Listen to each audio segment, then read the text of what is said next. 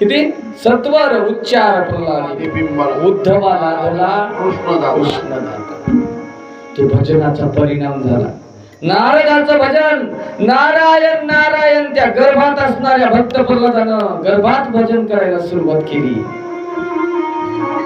आणि भजन करणारा मुलगा जन्माला आला. हा भजनाच्या संस्काराचा परिणाम.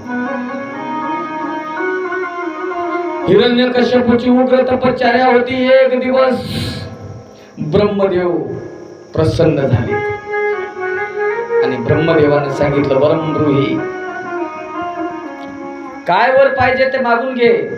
हिरण्यकश्यपूने सांगितलं, महाराज मला मरण नकोय, मला अमर करा.